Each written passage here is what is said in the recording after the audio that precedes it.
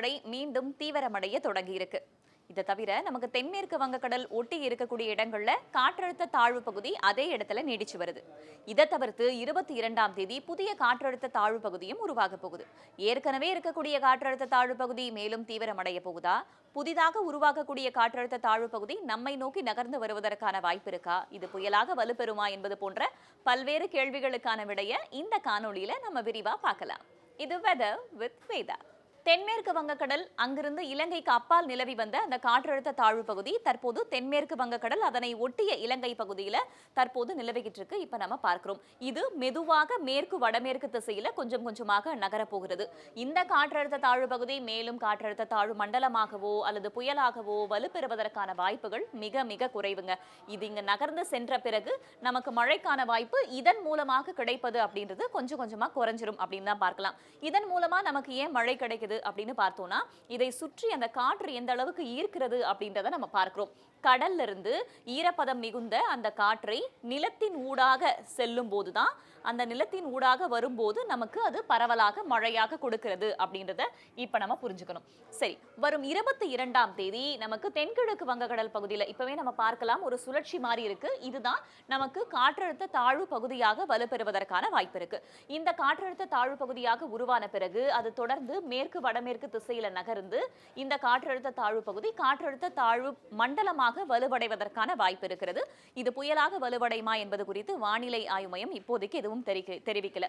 இது புயலாக மாறினாலும் சரி, காற்றழுத்த தாழ்வு மண்டலமாகவே இருந்தாலும் சரி, ஆனா இது நமக்கு நகர்ந்து வந்து மழையை கொடுக்க போகிறது அப்படின்றத மட்டும் உறுதியா இருக்கு. அந்த மழையுடைய தீவிரம் எப்படியாக இருக்க போகிறது அப்படின்றத நம்ம பொறுத்திருந்து தான் பார்க்க வேண்டியது இருக்கிறது. இந்த சலனத்தின் காரணமாக நமக்கு வரும் 19ஆம் தேதி வரைக்கும் மழை பெய்யும் அப்படின்னா, அடுத்து வரக்கூடிய சலனத்தின் காரணமாக மழை 21ஆம் தேதி வாக்குல தொடங்குறதுக்கான வாய்ப்பு இருக்கு அப்படின்றத புரிஞ்சுக்கலாம். அடுத்தடுத்த சலனங்கள் நம்மை நோக்கி வர வர நமக்கு மழைக்கான வாய்ப்பும் அதிகரிக்கும். இந்த சலனம் கடந்து சென்ற பிறகு மீண்டும் ஒரு சலனம் உருவாவதற்கான வாய்ப்பு இருக்கு நவம்பர் மாத இறுதியில. ஆனா அதை இப்பவே நம்ம சொல்ல முடியாது. அடுத்தடுத்த நாட்கள்ல அந்த சலனத்துடைய நகர்வை பத்தியும் நாம தொடர்ந்து பார்க்கலாம். சரி, இவ்வாறான நிலையில மழை பொழிவு எப்படியாக இருக்க போகிறது அப்படின்னு நம்ம பார்க்கிறோம். அந்த சலனம் இலங்கையை ஒட்டி இருக்கக்கூடிய பகுதிகளில் இருக்கு அப்படின்னு நம்ம பார்க்கிறோம். அந்த மழை மேகங்கள் தொடர்ச்சியாக கடலில் இருந்து நமக்கு உள்ளே வருவதற்கான வாய்ப்புகள் தென்படுறதையும் இங்க நம்ம பார்த்துக்கிட்டு இருக்கோம்.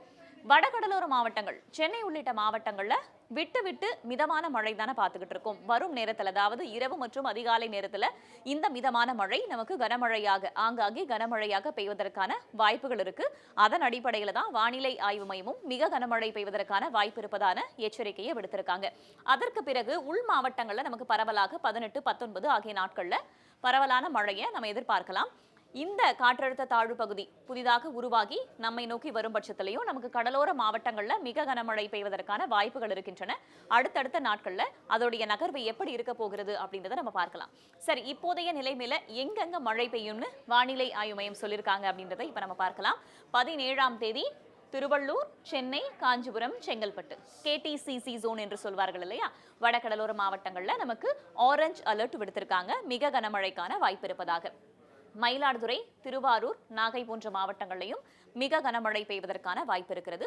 கனமழையை பொறுத்த வரைக்கும் விழுப்புரம், கடலூர், அரியலூர், பெரம்பலூர், தஞ்சை, புதுக்கோட்டை, ராமநாதபுரம், தூத்துக்குடி, திருநெல்வேலி, கன்னியாகுமரி, ஏன்னா இலங்கையை ஒட்டி இருக்கக்கூடிய பகுதிகளில் தான் அந்த காற்றழுத்த தாழ்வு பகுதி தற்போது நிலை கொண்டிருக்கிறது. மேற்கு வடமேற்கு திசையில மெதுவாக நகர்கிறது அப்படின்றதுனால அது நிலப்பகுதியிலிருந்து காற்றை ஈர்ப்பதன் காரணமாக நமக்கு கடலோர மாவட்டங்கள்ல பரவலாக மழை பெய்ய வாய்ப்பு இருக்கிறது. கடற்பகுதியிலிருந்து அது காற்றை ஈர்த்து கொண்டே இருக்கும் என்பதனால இது 17ஆம் தேதிக்கான நிலவரம்.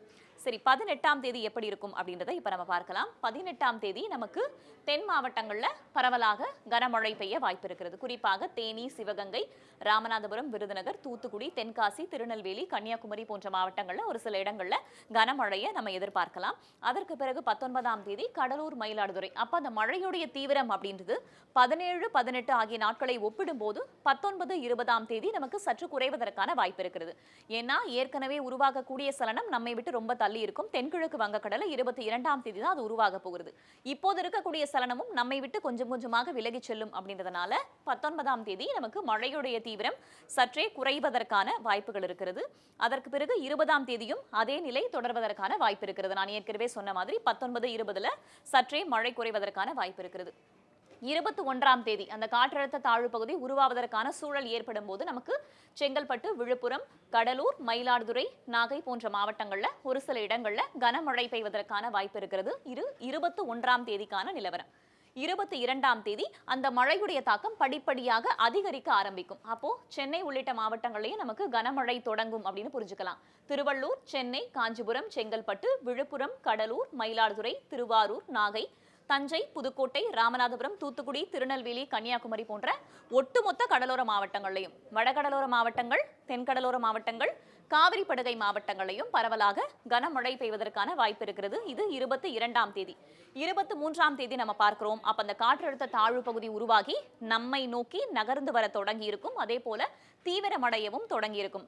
ஏன்னா அடுத்து தொடர்ந்து வரும் 48 மணி நேரத்துல அது தீவிரமடையும்னு சொல்லியிருக்காங்க.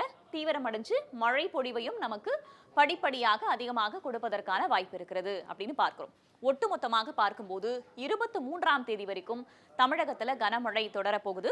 19, 20 அந்த 2 நாட்கள் பார்த்தோம் இல்லையா, அப்போது சற்றே மழை குறைந்திருந்தாலும் 21ஆம் தேதியிலிருந்து மீண்டும் கனமழை பெய்ய தொடங்கும். ஒட்டுமொத்தமா நம்ம பார்க்கும்போது ஏற்கனவே உருவாகி இருக்கக்கூடிய காற்றழுத்த தாழ்வு பகுதி மேற்கு வடமேற்கில் நகரப்போகிறது. வரும் நாட்கள்ல அதன் காரணமாக நமக்கு பெய்யக்கூடிய மழை படிப்படியாக 19, 20ஆம் தேதி வாக்குல குறைய போகிறது. அடுத்தது 22ஆம் தேதி தென்கிழக்கு வங்கக்கடல்ல புதிய காற்றழுத்த தாழ்வு பகுதி உருவாக போகிறது. அது நம்மை நோக்கி நகர்ந்து வரப்போகிறது. தமிழகம் முழுவதும் பரவலாக கனமழையவும், கடலோர மாவட்டங்கள்ல ஒரு சில இடங்கள்ல மிக கனமழையை கொடுப்பதற்கான வாய்ப்பு இருக்கிறது. இதோடைய தீவிரத்தன்மை பத்தி இப்போதைக்கு நமக்கு தெரியாது. மண்டலம் வரைக்கும் ஆகலாம்னு எதிர்பார்க்கப்படுகிறது. அது புயலாக மாறுமா இல்லையா என்பதை வரும் நாட்கள்ல வானிலை ஆய்வு மையம் தெளிவுபடுத்துவார்கள் அப்படின்னு நம்பலாம். அதற்கு பிறகு நவம்பர் மாத இறுதியில மற்றொரு சலனம் உருவாகி நகர்ந்து வருவதற்கான வாய்ப்பு இருக்கிறது. புயலாக மாறுவதற்கான சூழலும் தற்போதைக்கு தென்படுகின்றன. வரும் நாட்கள்ல அது பத்தியும் நம்ம தொடர்ச்சியாக அப்டேட் பண்ணலாம். மழையை பொறுத்த மட்டும் இன்றிலிருந்து 23ஆம் தேதி வரைக்கும் நமக்கு மழை தொடர்பாக இருக்க போகிறது. ஆனா தமிழகத்தின் அனைத்து பகுதிகளிலும் கிடையாது. குறிப்பிட்ட சில பகுதிகளில் 19, 20ஆம் தேதி மழை குறையும். அதற்கு பிறகு மீண்டும் படிப்படியாக மழையுடைய தாக்கமும் மழையுடைய தீவிரமும் அதிகரிப்பதற்கான வாய்ப்புகள் இருக்கிறது. இதுதான் தற்போதைய வானிலை நிலவரம். இது வெதர் வித் வேதா.